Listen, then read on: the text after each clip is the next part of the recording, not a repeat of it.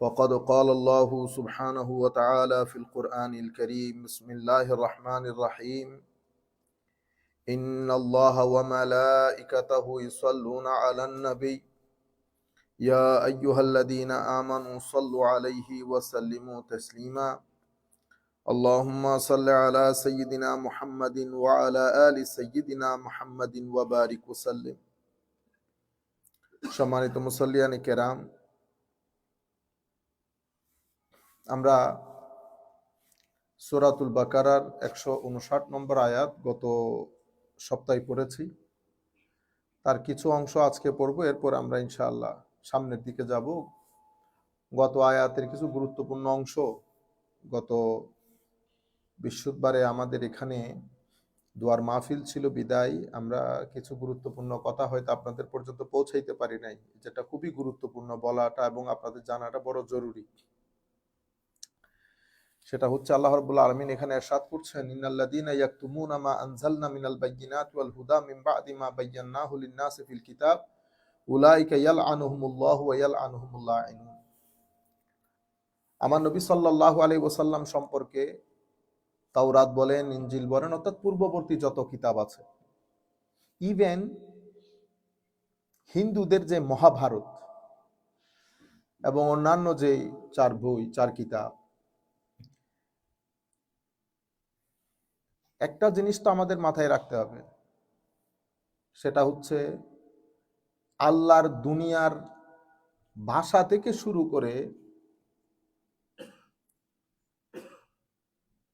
জ্ঞান গরিমার মূল ভিত্তি প্রস্তর স্থাপন করেছেন আম্বিয়ায়ে কেরাম সবকিছুতে। কারণ প্রত্যেক জনগোষ্ঠীর কাছে আল্লাহ নবী রাসূল পাঠিয়েছেন, প্রত্যেক ভাষাভাষীর কাছে আল্লাহ নবী রাসূল পাঠিয়েছেন, এবং নবী রাসূলদের দেওয়া জ্ঞান পরবর্তীতে ম্যাচিউরিটি পেতে পেতে অ্যাডভান্সমেন্ট হতে হতে আমরা এই অবস্থার মধ্যে এসে পৌঁছেছি। হিন্দুদেরটা এটা ডিভাইন রেভলিউশন না। হিন্দুদের যে কিতাব, সেটা তারা যেহেতু ঐশী কিতাব, নবী রাসূল এগুলাতে তারা বিশ্বাস করে না। এই ক্ষেত্রে আমরা বলতে পারি পৃথিবীতে ধর্ম 2 ধরনের। এক ধরনের ধর্ম যেগুলাকে আমরা আহলুল কিতাব বলি। আহলুল কিতাব মানে যারা নবী রাসূলে বিশ্বাস করে, কিতাবাদিতে বিশ্বাস করে, যারা এই যে আপনি হযরতে মুসা আলাইহিস সালামের অনুসারী বলে নিজেদেরকে দাবি করেন, ইহুদি, ওনাদেরও একটা কিতাব আছে, খ্রিস্টানদেরও কিতাব আছে।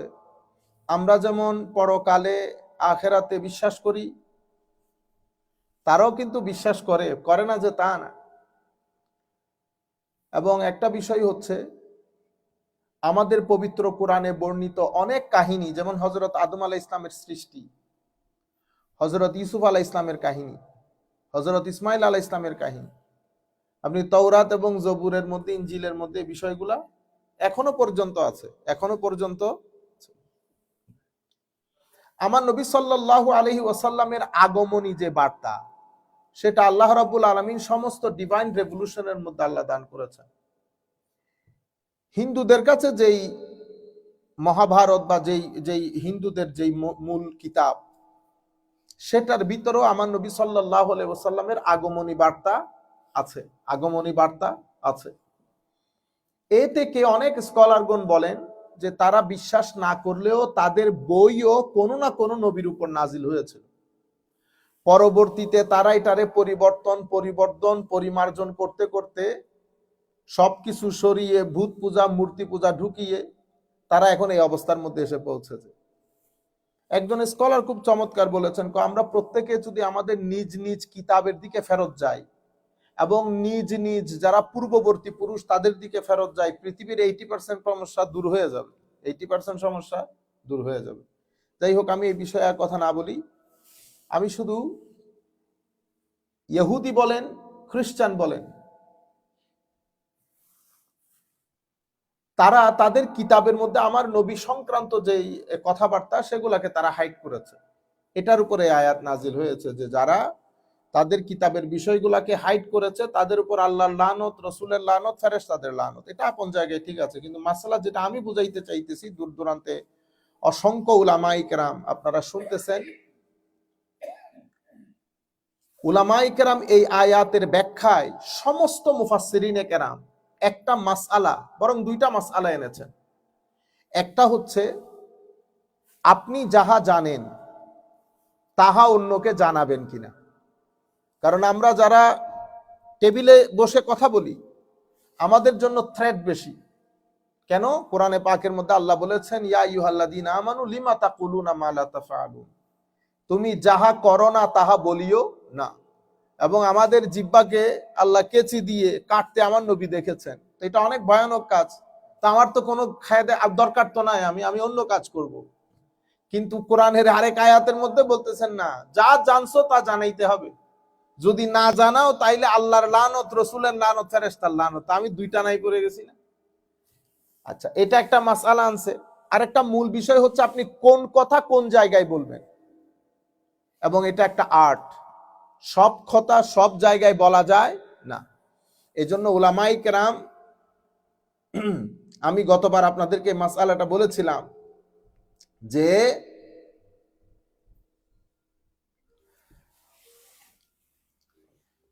বলা হচ্ছে সুলতান কুরতুবা উনি ইয়াহিয়া বিন ইয়াহিয়া লাইসিকে একটা হুকুমের ব্যাপারে, মানে এক ব্যক্তি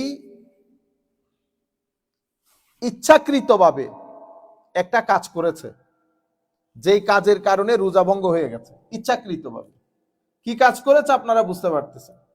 হি ওয়াজ ম্যারিড। এখন মাসলা জিজ্ঞেস করার সময় ফাআফতাহুল ওয়াজিব আলাইহি আন ইয়াসুমা 60 ইয়াওমান, হযরত ইয়াহিয়া বিন ইয়াহিয়া লাইসি জবাব দিয়েছেন, আপনি 60টা রোজা কনস্ট্যান্ট রাখতে হবে, উইদাউট এনি ব্রেক। এটার পরে ওয়াকানা বাদুল ফুকাহা জালিসা, ওনার সাথে আরো ফুকাহায়ে কেরাম বসা ছিলেন। কেউ কোনো কথা বলে নাই। আজকের দিন হইলে আমরা টক্কর মারতাম। আরো আছে শরীয়তের মাসলা। কেন? এখন তো জাহেলের ছড়াছড়ি। মাঝে মধ্যে এত লজ্জা করে, ব্যক্তি জানে না 3 টাকার, হাত পা নাইরা এমনি এমনি কথা বলে। এ শের পড়েন, কোরআন শরীফের আয়াত পড়ে, হাদিস শরীফ পড়ে, না জেরের ঠিক আছে না জবরের ঠিক আছে। উর্দু শের পরে, উর্দুর কোনো আগা নাই মাথা নাই, আপনি না পারলে না পড়েন। ডিসরেসপেক্টফুল এই জিনিসগুলা। আর যখন সিনিয়র কোনো আলেম থাকে, সিনিয়র উলামায়ে কেরামের সামনে আমার হাত পা নাড়ানোর কোনো দরকার নাই। আমরা ওই মজলিসের মধ্যে কিছু হিকমতওয়ালা কথা বলি নাই, কারণ আল্লামা সৈয়দ সাজিদুল হক হুজুর সাহেব উপস্থিত ছিলেন। সিনিয়র উলামায়ে কেরামের সামনে বেশি হিকমতপূর্ণ কথা আমাদের মতো নওজোয়ান নসল বলাটা বেয়াদবি। আপনারা বুঝতে পারতেছেন? কিন্তু এখন কারে কে আদব শিখাবে? দুনিয়া আজব হয়ে গেছে। এখন বাপরে পোলাও মানে না, বাপরে পোলাও মানে না। আমরা কুমিল্লা টাউন হলে একটা প্রোগ্রামের মধ্যে ছিলাম। সিনিয়র উলামায়ে কেরাম স্টেজের মধ্যে বসা। তো উলামায়ে কেরাম আমাকে বলছেন, বেটা আইসা আমার 1 ঘন্টা কোরআন শরীফ থেকে কিছু বলতে হবে। আল্লাহ হুজুর, আমি তফসির করতে পারবো না, এই কাজ আমাকে দেওয়া হবে না, আমি এমনিতে বক্তব্য আলোচনা করতে পারবো। গেছি ওখানে, আমাদের এক স্যাংরা পোলা বক্তব্য দিতেছে। আমার স্টেজে উঠতে ইচ্ছে করতেছিল। আমি চিন্তা করতেছি এর সাহসে কোলাইতেছে কেমনে এতগুলো আলেমকে পিছনে রেখে। পরে আমাদের হায় হায়, আপনাদেরকে এখন একটা কথা বলবো, সমস্ত উলামায়ে কেরাম, বেটা আপনারা যারা বিভিন্ন জায়গায় বসে আমাদেরকে শুনতেছেন, আমি ইমাম শাফিঈ রাদিয়াল্লাহু তাআলা আনহুর একটা কথা আপনাদেরকে শোনাই। ইমাম শাফিঈ রাদিয়াল্লাহু তাআলা আনহু উনি বলতেছেন, এলমের জ্ঞানের 4টা শাখা আছে। কয়টা শাখা? মানে জ্ঞানের 4টা স্টেজ আছে। ইমাম শাফিঈ বলতেছেন, যেই ব্যক্তি আন্না মান দাখালা, যেই ব্যক্তি প্রথম স্টেজে ঢুকছে, সেই মনে করে তার চেয়ে বড় আলেম পৃথিবীতে নেই। ইয়ানি আন্না মান দাখালা ফির রুবইল আউয়াল, প্রথম কোয়ার্টারে যেই ব্যক্তি ঢুকছে, সেই মনে করে আন্নাহু আ'লামুন নাস, সে সবচেয়ে বড় জ্ঞানী। আম্মা মান দাখালা ফির রুবইস সানি, যেই ব্যক্তি দ্বিতীয় কোয়ার্টারের ভিতরে ঢুকেছে, সেই মনে করে আমি জানি, তবে যাহা জানি না এটা মোটামুটি বেশি।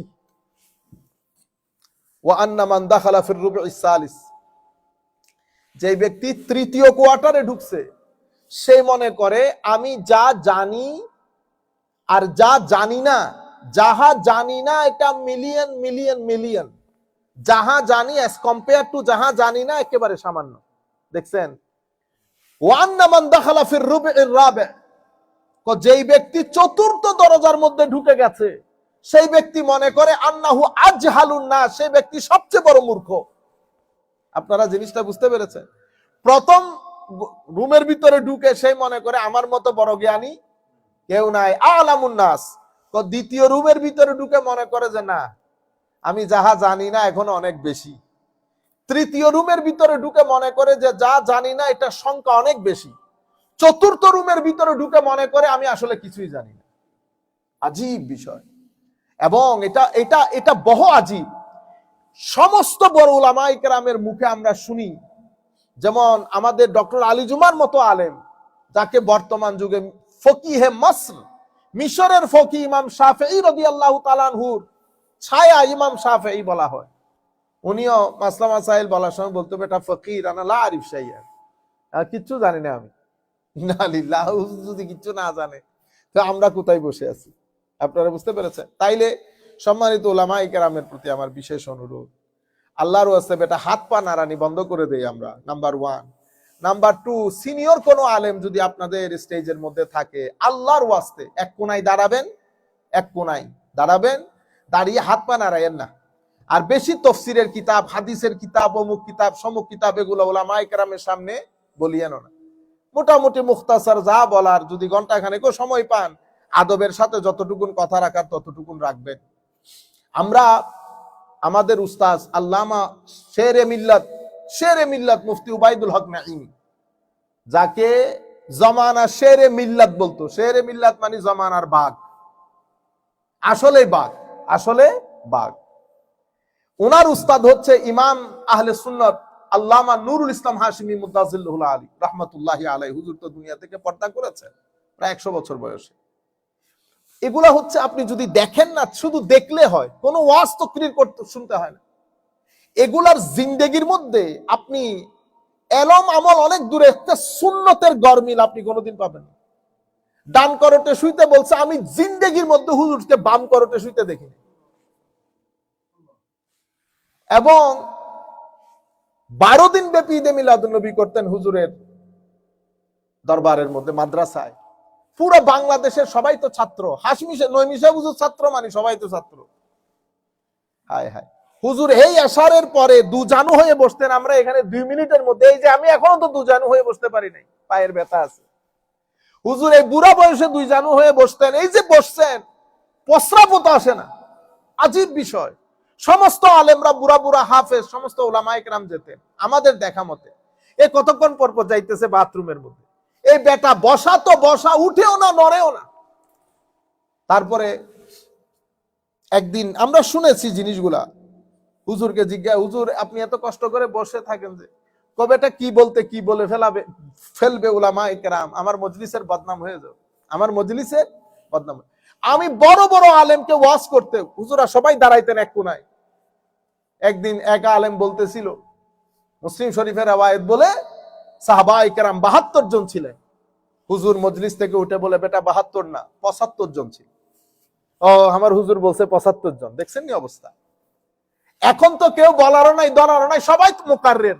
কারণ ওই জমানা খতম হয়ে গেছে। ওই জমানা নবী সাহেব হুজুরের সাথে শেষ তাকরীর আমার জিন্দেগি।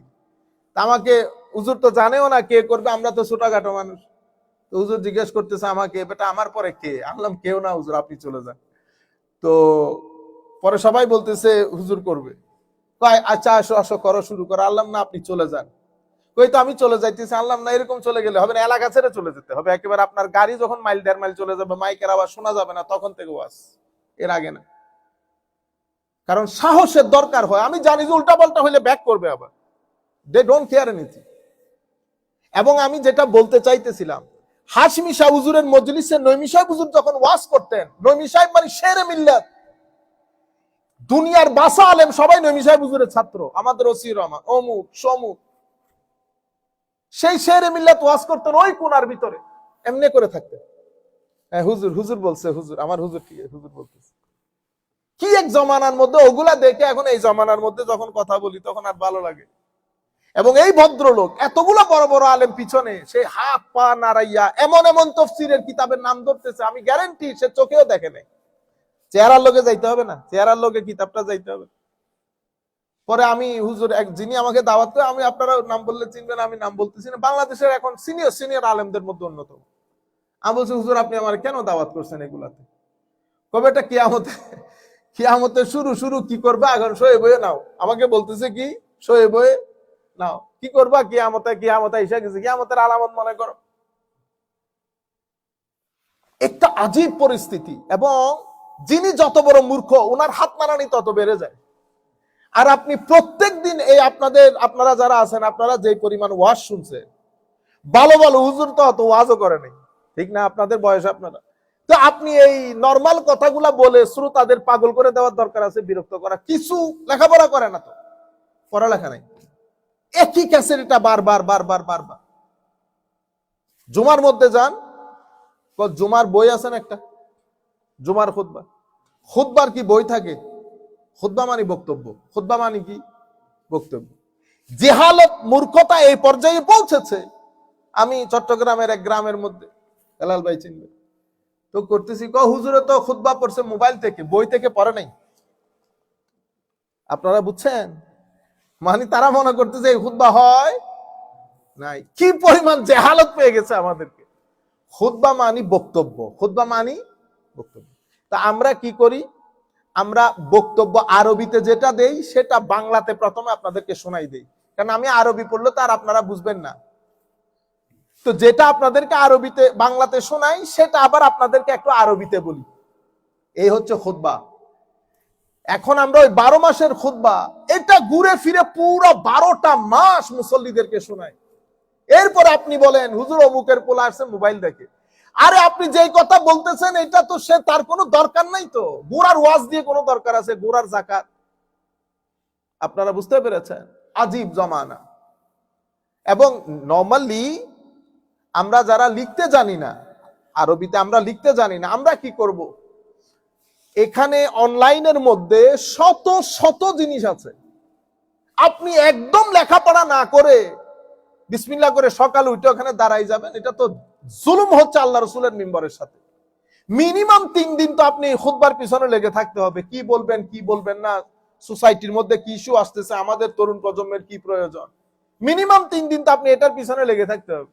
এখন আপনি কোনো কিছু করেন না, বুজুর্গ মানুষ, সকাল ওইটা দেখে, একটু এমনি এমনি করে দেখে পেজটা, তারপরে বইটা নিয়ে দাঁড়ায় যায়। তারপর আপনাদেরকে বলবে আজকে জিলকদের অত তারিখ, জিলকদের এই খুতবার মধ্যে এই আছে। আচ্ছা, যিনি খুতবা লিখেছেন আজ থেকে 100, 250, 300 বছর আগে, ওনার সময়কার পরিস্থিতি আর আজকের সময়কার পরিস্থিতি এক। আপনারা বুঝতে পেরেছেন? এই জায়গাগুলোর মধ্যে বড় পরিবর্তন আসা বড় জরুরি। যাই হোক, আমি আপনাদেরকে যেটা বলতে চাচ্ছিলাম, ইমাম শাফি রহমতুল্লাহ আলাইহির এটা মনে রাখবেন। প্রথম স্টেজে ঢুকলে বলে আমি সবচেয়ে বড় জাহেল, দ্বিতীয় স্টেজে ঢুকলে বলে আমি যা জানি না অনেক বেশি, তৃতীয় স্টেজে যা জানি না অনেক অনেক বেশি, চতুর্থ স্টেজ যখন ক্রস করে আমি আসলে কিছুই জানি না, আমি আসলে কিছুই জানি না। তো এখন এত বড় বড় ফকি বসা, কেউ তখন কিছু বলে নাই। যখন মাসলা শেষ হলো, বাইর হওয়ার পরে বলতেছে হুজুর লিমা খাসসাসতাল হুকুম, আপনি এখানে 3টা হুকুম আছে, আপনি 3 হুকুমের প্রথম 2টা বাদ দিয়ে শুধুমাত্র 60টা কন্টিনিউয়াস রোজা রাখার কথা কেন বলেছেন? ভঙ্গ করবো, অসুবিধা কি? তো 60টা মিসকিন খাওয়াই দিলাম। 60টা মিসকিন খাওয়াইতে না পারলে আর দফা করো একটা গোলাম আজাদ করে দিলাম। এ শরীয়তকে হালকা করে ফেলতো। এই জন্য আমি প্রথম 2টা বাদ দিয়ে এমনটা এক কথা বলেছি যেটা সে লোড নিতে পারবে না, তখন সে রোজার প্রতি ধাবিত হবে, রোজা ভঙ্গ করতে চাইবে না। এটা কেন হয়েছে? কারণ আপনি যা জানেন সব কথা যদি সাধারণ মানুষের সামনে বলে ফেলেন, উলামায়ে কেরাম বলতেছে, আমার নবী হাদিসে পাকের মধ্যে ইশারা দিয়েছেন যে এটা আল্লাহ এবং রসুলকে মিথ্যা প্রতিপন্ন করার জন্য যথেষ্ট। যা আপনি জেনেছেন তা সব বলে ফেলা। তো কতটুকুন বলবেন? বিকদরে উকুলিন নাস, মানুষ যতটুকুন হজম করতে পারবে তাকে ততটুকুন বলা। এই জন্য আম্বিয়ায়ে কেরাম বলতেছেন আমরা নবীরা নাহনু মাআশিরাল আম্বিয়া নুনাজ্জিলুন নাস কামা নাজিলিহি, আমরা মানুষ যতটুকুন বুঝে according to the state of their mind we always address them, যতটুকুন তারা বুঝবে। আমরা এই জন্য আল্লাহর সুন্নত হচ্ছে লা ইউকাল্লিফুল্লাহু নাফসান ইল্লা উসআহা, আপনার যতটুকুন সামর্থ্য, সামর্থ্যের বাইরে আল্লাহ কষ্ট দেন না মানুষকে, এটা আল্লাহর সুন্নত। নবীরও সুন্নত, আম্বিয়াই কেরামের সুন্নত হচ্ছে আপনি যতটুকুন বুঝবেন ততটুকুন বলা, সমস্ত কথা আপনার সামনে বলা কাম্য না। তাইলে কি হবে, রিয়াকশন হবে। সে আল্লাহ এবং রসুলকে মিথ্যা প্রতিপন্ন করার জন্য এতটুকুন যথেষ্ট, যা জানলেন সব বলে দিলেন, যা জানলেন সব বলে দিলেন। এর পরবর্তীতে সবচেয়ে গুরুত্বপূর্ণ বিষয় হচ্ছে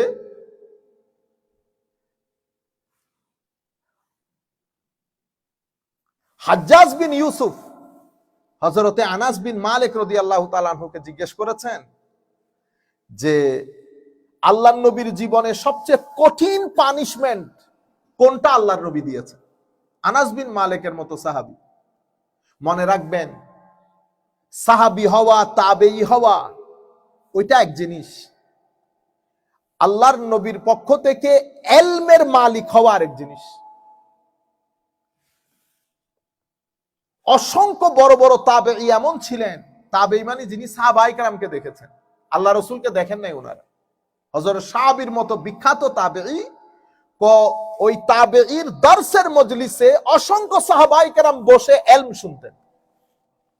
ইলম বিষয়টা ভিন্ন, ইলম বিষয়টা ভিন্ন। আপনি বলতে পারবেন না দুরু এটা তো গরিবের ছেলে, ওর কাছে এত ইলম না, গরিবের ছেলে, ধনীর ছেলে, আপনি এগুলো আলাদা বিষয়, আর ইলম বিষয়টা ভিন্ন জিনিস।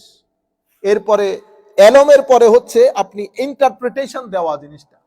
যেমন হযরতে উসমানে গনি রাদিয়াল্লাহু তাআলা আনহুর খেলাফত আমল, এক মহিলার বিরুদ্ধে একটা কমপ্লেইন হয়েছে উসমানে গনির কোর্টে। মহিলা 6 মাসের অন্তঃসত্ত্বা, 6 মাসের অন্তঃসত্ত্বা। এটা স্বামীর কাছেও জিনিসটা কি লেগেছে, খটকা লেগেছে। 6 মাস তো না, আমাদের এখানে 9 মাস 10 দিনের একটা বিষয় আছে। সে কিছুদিনের মধ্যে সন্তান প্রসব করবে, স্বাভাবিকভাবে কিছুদিনের মধ্যে সন্তান প্রসব করবে, মাত্র 6 মাস। এটা স্বামীর মাথা, স্বামী খুব যে বিশ্বাস করতেছে তা না, কিন্তু বিশ্বাসও করতে পারতেছে না। মহিলা বলতেছে আল্লাহ আল্লাহ আল্লাহ আল্লাহ সাক্ষী, আমার সাথে কোনো ময়লা, আমার সাথে কোনো গুনাহ আমাকে টাচ করে নাই। কিন্তু উসমানে গনির কোর্টে কেস হয়ে গেছে। তৎকালীন সময়কার পুলিশ মনে করেন ধরতে এসেছে, ওনাকে অ্যারেস্ট করে নিয়ে যাবে। উনি কাপড় চোপড় পরে রেডি হচ্ছিলেন। ইমাম ইবনে কাসির বিস্তারিত লিখেছেন হাদিস শরীফ সহ তাফসীর ইবনে কাসিরের মধ্যে। হায় হায়। তো ওনার বোন বলতেছে, কানতেছেও বলতেছে, ও স্বাভাবিকভাবে ক্যাপিটাল পানিশমেন্ট, পেটে সন্তান, সন্তান ভূমিষ্ঠ হবে। কিন্তু ওই মহিলার ইয়াকিন ছিল আমি যেহেতু কোনো কিছু করি নাই, আল্লাহ রাব্বুল আলামিন রক্ষা করবেন। গেছে উসমানে গনির কোর্টে, ডিসিশন হয়ে গেছে। দেখেন, ইন দা মিন টাইম হযরত আলী রাদিয়াল্লাহু তাআলা আনহুর কাছে এই খবর পৌঁছেছে যে এরকম এরকম একটা কেস, কারণ চতুর্দিকে খবর ছড়িয়ে গেছে। তো হযরত আলী রাদিয়াল্লাহু তাআলা আনহু ফৌরি তৌর পে গিয়ে পৌঁছালেন। কি মামলা? সিনিয়র সাহাবী, তো হুজুর কেস হচ্ছে এটা, 6 months pregnancy period, what's the problem? কোনা এটা তো 6 months তো না, এটা তো 10 মাস। তখন হযরত আলী বলতেছেন তুমি কোরআন শরীফ পড়ো নাই। হযরত উসমানে গনির সাথে এখন কনভারসেশন হচ্ছে, আপনি কি কোরআন শরীফ পড়েন নাই? কোরআন শরীফে আল্লাহ বলেন নাই ওয়াল ওয়ালিদাতু ইউরদিনা আওলাদাহুন্না হাওলাইনি কামিলাইন, ওয়াল ওয়ালিদাতু ইউরদিনা আওলাদাহুন্না হাওলাইনি কামিলাইন, মা সন্তানকে দুধ পান করাবে কতদিন? 2 বছর। তো 2 বছরে কয় মাস হয়? 24 মাস। 2 বছরে 24 মাস। আরেক আয়াত, যে আয়াতের উপর ভর করে আমি এই কথাগুলা বলতেছি, ওয়া হামলুহু ওয়া ফিসালুহু সালাসুনা শাহরান, মার গর্ভধারণ, দুগ্ধপান, এই 2 পিরিয়ড মিলে কোরআনে পাকের ভাষ্য মতে 30 মাস। কয় মাস? 30 মাস। তো 30 মাসকে দুগ্ধপানের 24 মাস বাদ দিলে কয় মাস থাকে? 6 মাস। তো হযরত আলী বলতেছেন প্রেগন্যান্সির মিনিমাম পিরিয়ড হচ্ছে 6 মাস। হযরত উসমান গনি খলিফায়ে রাশেদ, চিন্তা করতে পারবেন, উনি বলতেছেন আমার ভাই আলী ঠিক বলেছে, আমার রায় ওয়াজ রং, হযরত আলী ইজ রাইট। আমরা হইলে বলতাম তুমি বেশি বুঝিও না, আমি খলিফা, I am the minister, I am the president. জমানা আদবের এলমের ছিল। ওই মহিলা ঘরে চলে এসছে, কিছুদিন পর মহিলার বাচ্চা হয়েছে, এক্স্যাক্টলি দেখতে তার জামাইয়ের মতো, এক্স্যাক্টলি দেখতে তার জামাইয়ের মতো। আপনারা বুঝতে পেরেছেন?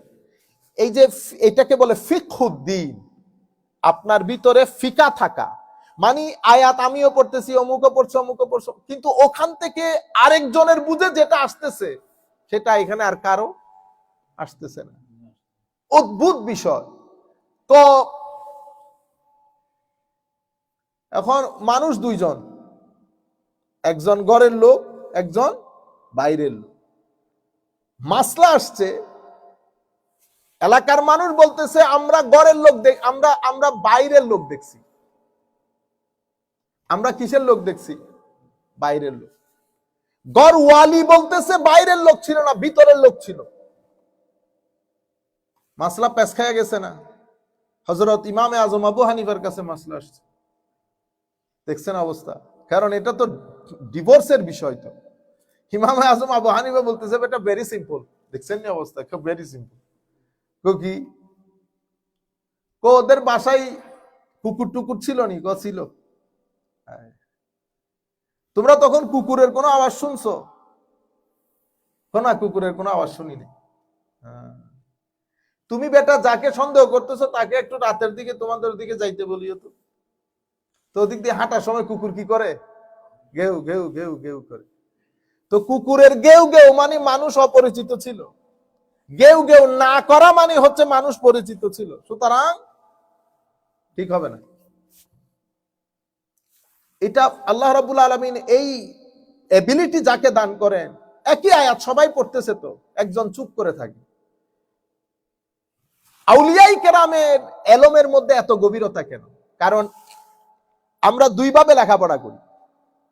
একটা লেখাপড়া কিতাবের পর কিতাব, কিতাবের পর কিতাব। এই যে আমি দেখে দেখে দেখতেছি এটা কি ইমাম রাজি কি বলছেন, বাগাবী কি বলছেন, এটা হচ্ছে আমার দেখার জিনিস।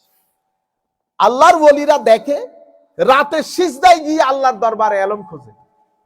আল্লাহ রাব্বুল আলামিন কাউকে বালতি সহ দিয়ে দেন ভিতরে, আর কাউরে ওই যে বৃষ্টির পানি পড়ে না, ওই যে রস পড়ে না, রস গাছ থেকে টপ টপ টপ টপ পড়ে, সকাল হইতে হইতে এটা পুরাই যায়। তো আল্লাহ রাব্বুল আলামিন যারা 12টার পর থেকে যদি টপ টপ পড়া শুরু করে, তো সকাল হইতে হইতে সিনা ভরে গেছে না? এটাকে বলে ইলমে লাদুন্নি। এটাকে কি বলে? ইলমে লাদুন্নি। তাইলে প্রথম এলমের জন্য বই দরকার হয়, দ্বিতীয় এলমের জন্য বই দরকার হয় না। প্রথম এলম জমে ব্রেইনে, দ্বিতীয় এলম জমে সিনাই। প্রথম এলমে পড়তে হয়, দ্বিতীয় এলমে সিজদা দিতে হয়। এটার গভীরতা বেশি, এটার গভীরতা বেশি। এটা এই এলমে লদুন্নির মাধ্যমে যে এলম নসিব হয়, এটা আবার পড়ালেখার মাধ্যমে হয় না। আপনি পড়ালেখার মাধ্যমে লেয়ার যেতে যেতে 3 লেয়ার 4 লেয়ার পর্যন্ত যাবেন, কিন্তু এলমে লদুন্নিওয়ালা যখন কথা বলবে সে 10 লেয়ার ভিতর থেকে বলবে। তখন আপনি বলবেন যে এ পাগল, এ কি পাগল কেন? কারণ হচ্ছে এটা রামবুতান। রামবুতান মালয়েশিয়ান লিচি আছে না, রামবুতান খাইতে অনেক মজা না, কিন্তু দেখতে অসম্ভব বাজে। তো যেই চিনে না সে বলবে দূরে এটা একটা জিনিস হইল, দেখতে কেমন লাগে। আর যেই চিনে এ বিসমিল্লাহ করে নিয়ে সাইড হয়ে যাবে। তো ও খাইতেছে টেস্ট দিয়ে দিয়ে, সুবহানাল্লাহ। আর আপনি দেখেন নাই, আপনি বলতেছেন পাগলের কাজ দেখেন, যা পাই তা খায় ফেলে। আসলে কি সে যা পাই তা খাইতেছে? এ রামবুতান খাইতেছে। তো এলমে লদুন্নিওয়ালার এলম এক ধরনের, আর কিতাবি এলমের এলম এক ধরনের। তো এলমে লদুন্নিওয়ালারা যখন এলম পান তখন এরা একদম ছোট হয়ে যায়, কিতাবি আলারা যখন এলম পান সিনা খুললা যায়, মনে হয় যেন আপনারা খায়া ফেলবে। তাইলে এলম যখন যেভাবে প্রয়োজন সেভাবে কথা বলার নাম হিকমত। সব জায়গায় সব ধরনের কথা বলা যায় না। সমস্ত আলেমদেরকে বলবো, যারা যেখান থেকে বসে আপনাদেরকে শুনছেন, বেটা আপনারা ইয়াং পোলা পায়, বড় মজলিসের মধ্যে আমার নবীর প্রাইভেট লাইফ নিয়ে কখনো কথা বলবেন না, বেয়াদবি। মজলিসের মধ্যে লাখ মানুষ আমার বক্তব্য শুনতেছে, সবার এলমের লেভেল, ইমানের লেভেল এক না। আপনি আমার নবীর ব্যক্তিগত জীবন নিয়ে কি কারণে কথা বলবেন?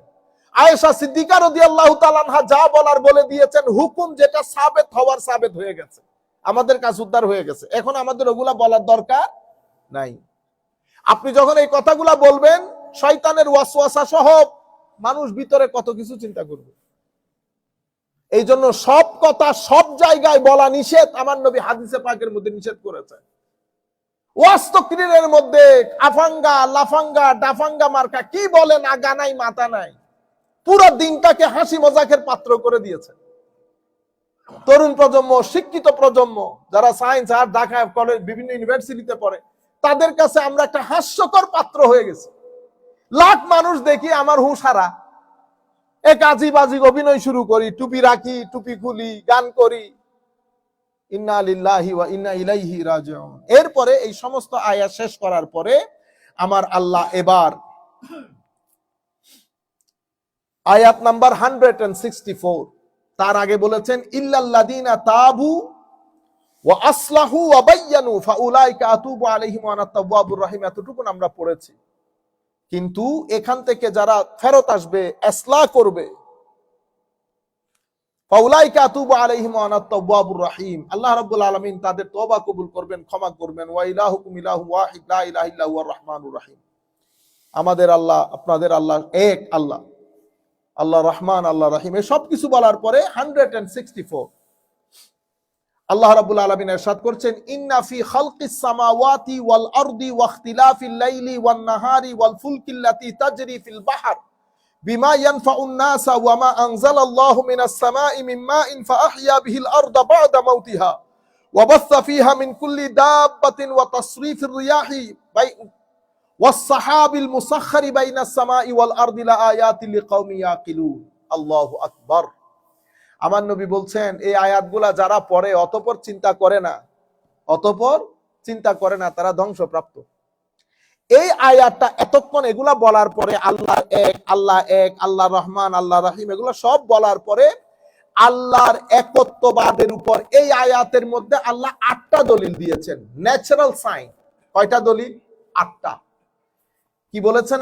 আল্লাহ নিজের একত্ববাদকে এস্টাবলিশ করতে চাচ্ছেন। আমি এক, অদ্বিতীয়, আমার কোনো মেসাল নাই, আমি স্রষ্টা, সৃষ্টিকর্তা।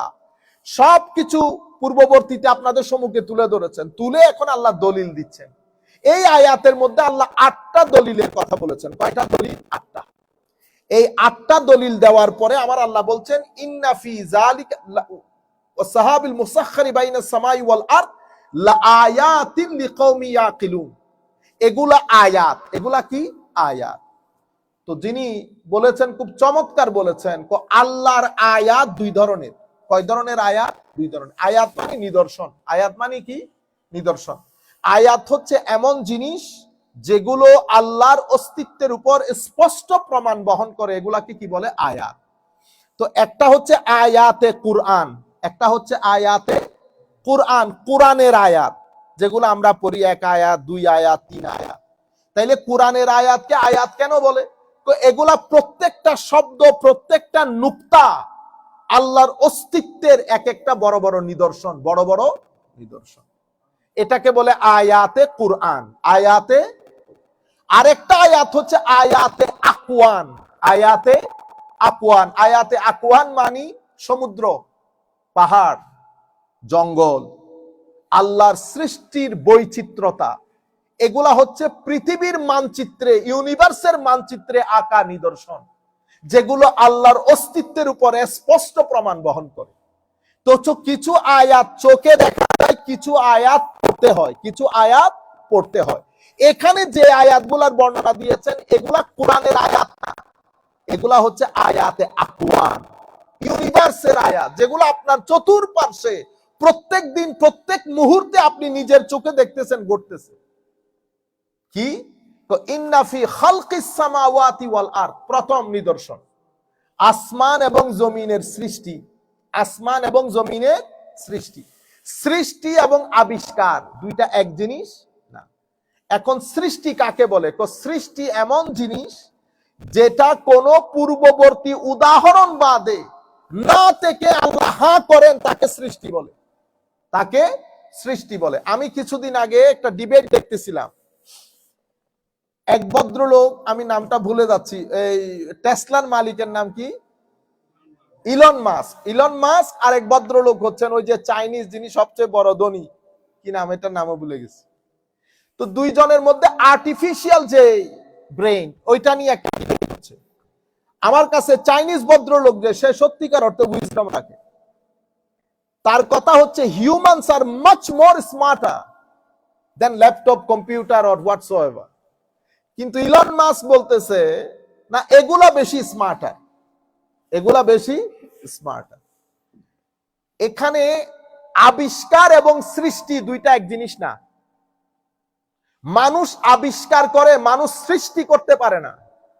কারণ আপনি যা কিছু করবেন কোনো না কোনো ওসিলার মাধ্যমে করবেন। ওসিলা মানে কি? এমন জিনিস যেটা আমাকে, আমি যেখানে পৌঁছাইতে চাচ্ছি সেখানে পৌঁছিয়ে দেয়, এটাকে ওসিলা বলে। যেমন আমি চাচ্ছি মাইকের আওয়াজ স্পষ্টভাবে আপনাদের কানেও পৌঁছাক, উপরেও পৌঁছাক, সেই কারণে এটা হচ্ছে ওসিলা। এটা কি? ওসিলা। তাহলে ওসিলা মানে কি? ওসিলা মানে ব্যক্তি বা বস্তু যেটা আমাদেরকে আমাদের মঞ্জিলে, মকসদ পর্যন্ত, আমাদের অভিষ্ট লক্ষ্যে পৌঁছাইতে আমাদেরকে সহযোগিতা করে, এটাকে কি বলে? ওসিলা। আমরা আল্লাহর দরবারে যখন দোয়া করি, আল্লাহর নবীকে ওসিলা হিসেবে করি। আপনারা বুঝতে পেরেছেন? এখন আমাদের অনেক ভাই বলে না, ওসিলা করলে শিরক হয়। ওসিলার মধ্যে তো শিরক নাই। কেন? কারণ আমি যাকে ওসিলা বানাচ্ছি তাকে আমি আল্লাহ বানাই নাই তো। উনি আমার আল্লাহ পর্যন্ত পৌঁছে দেওয়ার জন্য মাধ্যম। আমি অভিষ্ট যেই লোককে আমি পৌঁছাইতে চাচ্ছি, আমি কোন লোককে পৌঁছাইতে চাচ্ছি? আমি চাচ্ছি আমার দোয়াটা আল্লাহর দরবারে কবুল হোক। সেই কারণে আমি আমার নবীকে আল্লাহর দরবারে ওসিলা, মাধ্যম, মিনস হিসেবে প্রেরণ করলাম। কেন? কারণ আমি জানি আমার নবী আল্লাহর দরবারে অসম্ভব মহব্বতের।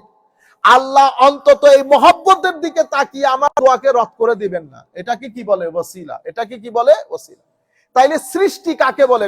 সৃষ্টি হচ্ছে কোন ধরনের মেসালে সাবেক, উইদাউট এনি এক্সাম্পল, কোন জিনিসকে যখন না থেকে হ্যাঁ করা হয়, এটাকে কি বলে? খালক। এটাকে কি বলে? খালক। তো আমার আল্লাহ আল্লাহর অস্তিত্বের প্রমাণ হিসেবে প্রথম দলিল পেশ করতেছেন যে বান্দা, সকাল সন্ধ্যা উঠোস যখন ঘরের বাইরে আইসা দেখোস আসমান জমিনের সৃষ্টি, এই যে আমি আসমানকে এখানে কোন ধরনের কি রাখি নাই, কোন পিলার রাখি নাই, এবং আমি সপ্ত আসমান, সামাওয়াত বলেছেন, সপ্ত আসমান, এক আসমানের সাথে এক আসমানের দূরত্ব আছে। আর জমিনকে আমি 7 তবকায় বিভক্ত করেছি, কিন্তু জমিনকে আল্লাহ কি বলেন? বহু বচনে বলেন নাই, আরদ বলেছেন। কেন? তবকা 7টা হলেও দেখতে একটার মতো লাগে, আর ওগুলাকে একটার মতো লাগে না। ইন্না ফি খালকিস সামাওয়াতি ওয়াল আরদ, এটা প্রথম নিদর্শন। তো ইউনিভার্সের দিকে যখন তুমি তাকাবা, জমিনের দিকে যখন তুমি তাকাবা, এগুলা নিয়ে যখন তুমি কন্টেমপ্লেট, গভীর চিন্তা করবা, ঠিক যেভাবে মরিস বুখাইলরা, ইয়েস্টান গার্ডাররা ইসলামের দিশা পেয়েছে এই আল্লাহর আয়াতগুলা নিয়ে চিন্তা করার কারণে। আমাদের মতো এই মারামারি দাঁড়াদাঁড়ি করার জন্য না, হাত উপরে বাঁধবো না নিচে বাঁধবো, মুখ না সমুখ, আমরা আছি এক রাস্তায়, আর আল্লাহ আমাদেরকে ডালতে চাইতেছেন কোন রাস্তায়? দেখেন, ইন্না ফি খালকিস সামাওয়াতি ওয়াল আরদ। এরপরে দ্বিতীয় দলিল, ওয়াখতিলাফিল লাইলি ওয়ান নাহার, আমাদের হাতে সময় কম, এবং রাত এবং দিনের পরিবর্তন। অদ্ভুত বিষয়, আমার আল্লাহ বলছেন আমি রাতকে আরামের জন্য বানিয়েছি। এবং আপনি অবাক হয়ে যাবেন, আমাদের মসজিদের ইমাম, ইংল্যান্ডের আল্লামা ফারুক সাহেব হাফেজ, সে আবার মাইক্রোবায়োলজিতে পিএইচডি করতেছে। সে আমাকে রাতে মানুষের বডিতে যে কেমিক্যাল পরিবর্তন হয়, আল্লাহু আকবার, আল্লাহ বলতেছেন আমি রাতকে আরামের জন্য বানিয়েছি। তো সে আমাকে বলতেছে আল্লাহ সাহেব আপনি রাতে না ঘুমানোর বিষয়টা ছেড়ে দেন, আপনার হায়াতও কমে যাবে, ভুলে যাবেন আপনি, এবং সেটা আপনার 5, 7, 10 বছরের মধ্যে ঘটবে। আমি এই ইদানিং এসে বুঝতেছি ইট ওয়াজ মিস্টেক। রাতে না ঘুমানো, ঘুম আসলে রাতের, দিনের না, যার কারণে আমি সবকিছুই ভুলে যাই, একদম ছোট ছোট নাম ভুলে যাই। এগুলো আমার আস্তে আস্তে সাইন, যেগুলো রাতে না ঘুমানোর কারণে। পরে আমি একটা গবেষণা করে দেখলাম আমাদের বেশিরভাগ আইম্মায়ে কেরামের মৃত্যু 60 বছর 65 বছরের মধ্যে হয়ে গেছে, এবং এটার মূল কারণ হচ্ছে না ঘুমানো। ইমাম নববী 40 বছর বয়সে মারা গেছে, এগেইন না ঘুমানো। কারণ সমস্ত উলামায়ে কেরামের একটা ছিল, এশারের রজু দিয়ে ফজরের নামাজ পড়া। শুধুমাত্র ব্যতিক্রম কেউ কেউ যারা রাতে 30 থেকে 40 মিনিটের জন্য আরাম করতেন সুন্নতের রাসূলের উপর আমল করার জন্য। আপনারা বুঝতে পেরেছেন? বেশিরভাগ রাত্রে ঘুমাতেন না। সমস্যা হচ্ছে রাত যখন আরো বেশি গভীর হয়, আওয়াজ শব্দ বন্ধ হয়ে আসে, তখন আপনি যেটা বুঝতে চাইতেছেন, পড়তে চাইতেছেন, সেটা করা যায়, কিন্তু আল্লাহ রাতকে ওইটার জন্য বানান নাই। তা আমি আপনাদেরকে বলতেছি, রাতে যে কেমিক্যাল চেঞ্জ হয় বডির মধ্যে, এবং আপনি আধুনিক গবেষণা, কিছুদিন আগে আমি পড়তেছিলাম রাতে না ঘুমালে কি কি ঘটনা ঘটে। ক্যান্সার থেকে শুরু করে অসংখ্য ঘটনা। বিশ্বাস করেন, ইখতিলাফিল লাইলি ওয়ান নাহার, কোন আলেম সত্যিকার অর্থে যারা পড়াশোনা করে, তারা যদি এটা 10-15 দিন বলতে চায়, 10-15 দিন বলতে পারবে। ওয়াখতিলা মানে রাত এবং দিনের বিবর্তন কিভাবে আল্লাহর অস্তিত্বের প্রমাণ বহন করে। অবাক কাণ্ড। ওয়াল ফুলক আল্লাতী তাজরি ফিল বাহর বিমা ইয়ানফাউন নাস। তৃতীয় দলিল আল্লাহ দিচ্ছেন, তোমরা জাহাজ দেখো নাই? উত্তাল সমুদ্রের মধ্যে জাহাজ কিভাবে ডাইরেকশন আল্লাহ ফিট করে দিয়েছেন, তার কারাজি দিয়ে জাহাজ তার নেভিগেশনটা কিভাবে সেট করবে। সমুদ্র বিশাল বড় ঢেউ, ঢেউয়ের সাথে মোকাবেলা করে জাহাজ ছুটে চলতেছে দিক বিদিক। ওয়াল ফুলকিল্লাতী তাজরি ফিল বাহর, তুমি দেখো না সমুদ্রের মধ্যে এই জাহাজগুলা কিভাবে মুভ করে। ওয়ামা আনজালাল্লাহু মিনাস সামাই মিম্মা, এরপরে আমি উপর থেকে পানি বর্ষণ করি। উপর থেকে পানি বর্ষিত হওয়া, আমার আল্লাহ বলছেন এটা আমার অস্তিত্বের দলিল। এই পানির মাধ্যমে আমি মুর্দা পৃথিবীকে, মুর্দা জমিনকে যে জিন্দেগি দান করি, এবং সেখান থেকে বিভিন্ন ফল ফ্রুট, আমার আল্লাহ বলছেন জমিনের মধ্যে, তুমি যখন জমিনের মধ্যে জিন্দেগি চলে আসে, তুমি যেটাই লাগাবা, আমরা বলতেছি উর্বরতা শক্তি। এখন উর্বরতা শক্তি জিনিসটা কি? আপনি লাগাইলে উঠতেছে, কিন্তু আবার সব সময় উঠতেছে না। আমের সিজন যেটা বড়ের সিজন সেটা না, বড়ের সিজন যেটা আপেলের সিজন সেটা না। আপনি বলতেছেন হুজুর এগুলা সিজন ছাড়া আসবে না। সিজন কি জিনিস কোনোদিন চিন্তা করে দেখছি? সমস্ত ফ্রুটস, কোনোটা 1 বছর, কোনোটা 1.5 বছর, কোনোটা, কিন্তু যেই জিনিসগুলো আমাদের জীবনের জন্য 24/7 দরকার হয়, ধান, আটা, চাউল, আটা, এগুলো আবার 2-3 মাসে ঘরে চলে আসে। আজীব বিষয়। এবং এগুলার ফলনও বেশি। আমার আল্লাহ বলছেন আমা আনজালাল্লাহু মিনাস সামা ফাআহইয়া বিহিল আরদা বা'দা মাউতিহা, আমি অনুর্বর বন্দা জমিনকে, মৃতপ্রায় জমিনকে, টনটনে হয়ে গেছে বৃষ্টির পানি না হতে না হতে, আমি বৃষ্টির পানি দান করি। ওয়াবাসসা ফিহা মিন কুল্লি দাব্বাতিন ওয়া তাসরিফির রিয়াহ, এবং এই যে জমিনের মধ্যে সমস্ত জন্তু, চতুষ্পদ জন্তু, পেট দিয়ে চলে, 4 পা দিয়ে চলে, সমস্ত জন্তুর চলাচল এই ভূমির মধ্যে আমি করেছি। ওয়া তাসরিফির রিয়াহ, তোমরা বাতাস দেখো না? আমি এটারে কখনো উত্তরমুখী, কখনো দক্ষিণমুখী, কখনো পূর্ব, কখনো পশ্চিম, বাতাস বয়ে বেড়াচ্ছে। ওয়াসসাহাবিল মুসাখখারি বাইনাস সামাই ওয়াল আরদ, তোমরা মেঘমালাকে দেখো নাই আমি কিভাবে মেঘমালার মাধ্যমে তোমাদের জন্য বৃষ্টির ব্যবস্থা করি। লা আয়াতিল লিকাউমি ইয়াকিলুন, আমার আল্লাহ বলতেছেন এগুলা সব আল্লাহর আয়াত, এগুলা আল্লাহর অস্তিত্বের উপর স্পষ্ট প্রমাণ বহন করে। এবং এখানে আল্লাহ রাব্বুল আলামিন টোটাল 8টা দলিল দিয়েছেন। আমি উলামায়ে কেরামকে বলবো, যারা যেখান থেকে বসে শুনতেছেন, আপনারা একটা একটার উপরে, যে মাহে রবিউল আউয়াল শরীফ আসতেছে, আল্লাহর ওয়াস্তে মজলিসের মধ্যে গালাগালি করা, ব্যাড ক্রিটিসিজম করা, আমার নবীর মিলাদুন নবীর মজলিসের মধ্যে স্টেজকে হাসি ঠাট্টার মজলিস বানানো, মানুষ হাসানো, আল্লাহর ওয়াস্তে বাদ দিয়ে দেন এগুলা। আপনারা এই আয়াতগুলা যদি আপনি 8টা নিদর্শন একটা একটা করে বললে রবিউল আউয়াল শরীফ খতম হয়ে যাবে। অন্তত এই রবিউল আউয়ালের মধ্যে এগুলা বলেন, আমার নবীর জীবনী তুলে ধরেন, আমার নবীর সত্যবাদিতা তুলে ধরেন, জাতিকে বাঁচান, মানুষকে বাঁচান। আবার এই জায়গার মধ্যে আমরা রিভাইভাল করি। আমাদের উপর মানুষের অনেক আশা ভরসা, আমরা ইচ্ছে করলে এই কারসারটা পরিবর্তন করে দিতে পারি। আমরাই জাতির রাস্তা আমরা নির্ধারণ করতে পারি। আখেরি মেসেজ যেটা দিব আপনাদেরকে, পবিত্র কোরআনের মধ্যে আমার মনে হয় শুধু আল্লাহর কোরআন বাদে পৃথিবীর কোন ধর্মের মধ্যে এই কথাগুলো আসেন আপনি পাবেন না। আমাদেরকে বলা হয়েছে ইয়া আইয়ুহাল্লাযীনা আমানু, হে মুমিনগণ, ইন জাআকুম ফাসিকুম বিনাবাইন, যদি তোমাদের কাছে কোনো সংবাদ পৌঁছায়, যে কোনো ধরনের সংবাদ, তো তোমরা কি করবা? প্রথম দিন উঠে দৌড় দিবা?